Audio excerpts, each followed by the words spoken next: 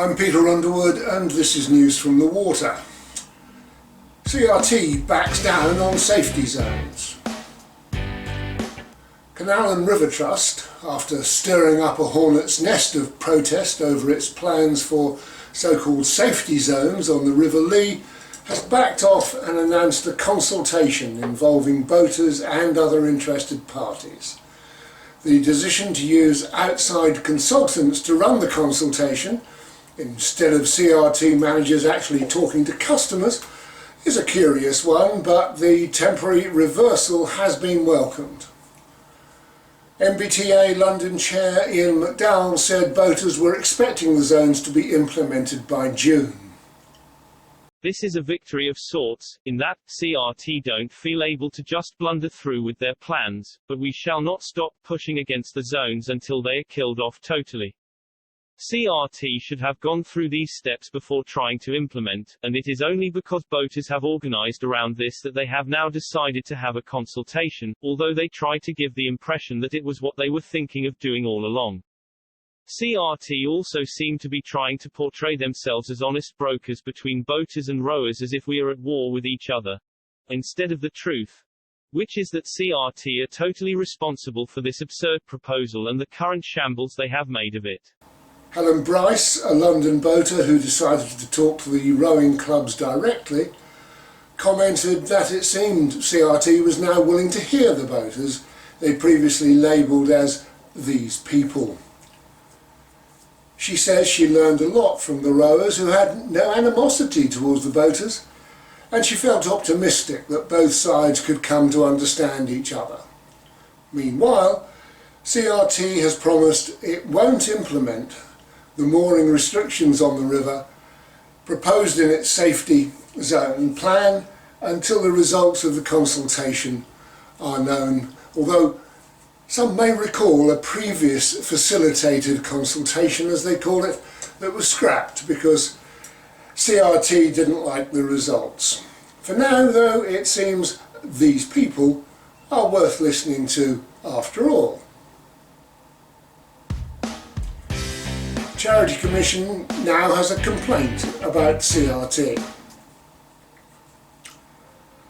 As Canal and River Trust has failed to respond to a complaint that it has deliberately misled the Department for Environment, Food and Rural Affairs by changing key legal documents, that complaint has now been handed over to the Charity Commissioners.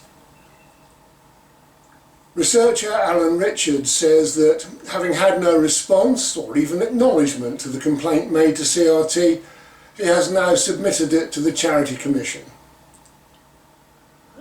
The Charity Commission is not obliged to investigate all complaints, but it will respond to Alan within 30 days. Unlike the Information Commissioner, who has very limited powers, the Charity Commission's powers are wide-ranging. Alan says it remains to be seen if they'll be used, but he explains that the reason that this is so serious is that by giving DEFRA misleading information, CRT has breached its grant agreement. A worst case scenario would be a termination of the grant agreement and no post-2027 funding, and DEFRA claiming back hundreds of millions already paid out. In a further letter to CRT's directors, he says he's also informed the Charity Commission that CRT has further falsified its approved annual report by changing the visitor satisfaction score on pages 34 and 48, and Alan says this can only be interpreted as an attempt to hide from DEFRA and the public a significant fall in the public benefit CRT is providing. It's interesting as well that DEFRA has cancelled the outside consultants it was appointing to look at CRT. Roving traders move ahead with a challenge to local councils. A formal legal opinion is now being organised to enable boat traders to challenge local councils who attempt to charge the hundreds of floating traders who have now become such a feature of British waterways. A crowdfunding appeal is already guaranteed to reach its £2,500 target, and its organisers are confident it will give local councils cause to think again about attempts to demand a street trading licence costing between £20 and £65 a day, and hours of form filling from traders, who already, of course, pay Canal and River Trust to sell from their boats. Sam Key of Gangplank Spirits and Preserves has teamed up with Neville Ingram, a small business advisor, and they not only want to challenge the council's interpretation of the law, but also seek to change the law through Parliament to protect waterways traders. I asked Neil to bring us up to date on their campaign. We have had a couple of meetings with a licensing solicitor and a barrister who is experienced in licensing litigation, who is also a councillor in an area where there is a canal. Oh, okay. And those conversations make you optimistic? Yes. I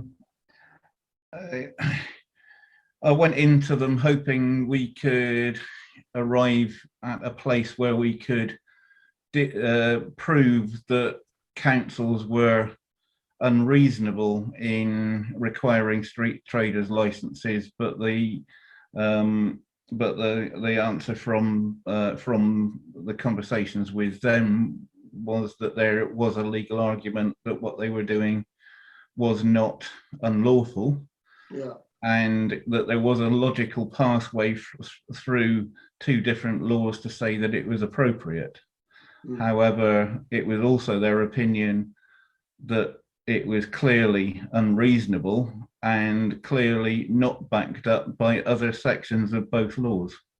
Okay. So it looks as if you're going to be able to raise the money that you need. And you come out of that, I assume, with a written barrister's opinion of the situation. Or will you actually have to go on and take a case to court? No, the intention for what we're doing at this stage, and this is the first stage of what we're doing, is absolutely clearly to seek and obtain this written opinion, which we would then look to share with all roving traders. Longer term phase and the longer term aim is to actually get the law changed, which I would prefer to do by lobbying Parliament. Yeah. And we've made overtures to MPs and to the all-party parliamentary group on waterways. And you'd need CRT's backing for that, wouldn't you, to make it effective? I think it would be much easier and more effective if we were working with CRT, absolutely. Our opinion is that we want to do things collaboratively. We want to work with councils, for instance, not against them. Want to talk to them, engage with them, want to engage with MPs, engage with Parliament in the longer term. As I say, that's the longer term thing. We haven't taken any specific actions on that at this stage, and that would be very much after the legal opinion was obtained and shared, and we got more feedback from that process. Well, my understanding at the moment is that CRT are keeping their distance, shall we say. Might that change after the legal opinion comes through? Well, I would hope so. Obviously, I can't speak for CRT. We've attempted to engage with CRT through the business managers with whom we've had some dialogue, and it was raised at a meeting of the national meeting of the business managers. But unfortunately, no concrete action or decisions were taken at that. I think they were pretty much reviewing what was going on, and but the sort of the concrete action or collaboration that we were seeking hasn't as yet materialized. Now, you have the backing of the RCTA, or a majority of them, but there is a substantial minority of boating traders who just want you to go away, don't they? Possibly. That's maybe what they would say. I wouldn't like to speak for them, but I'd say that there are a significant number of people, a significant minority of people who feel that it's best not to draw attention to this, and because the law is ambiguous, let's put it that way, at the moment. The more we draw attention to this, the more that councils may wish to use it to generate revenue. My experience of the motivations for the councils that have done this is that their motivation hasn't been to generate revenue. It's been more to do with complaints from other traders, either land-based traders, land-based street traders, or land-based businesses in premises who have complained, and the odd occasion when other boaters have complained as well. And that's when the councils have come along and acted, and they've acted on individuals who have had complaints about them from other people. Yeah. So this is a responsive thing, not a proactive thing. That's what it appears to us at the moment from the instances that we've looked at in detail. Yeah, I mean, we're not aware of any councils proactively going up and down the towpath and trying to get street traders licenses in place. And also, it's to get a street trader's license, it's not just a thing that they can come along and charge you the £20 or £65 or whatever it is for the day.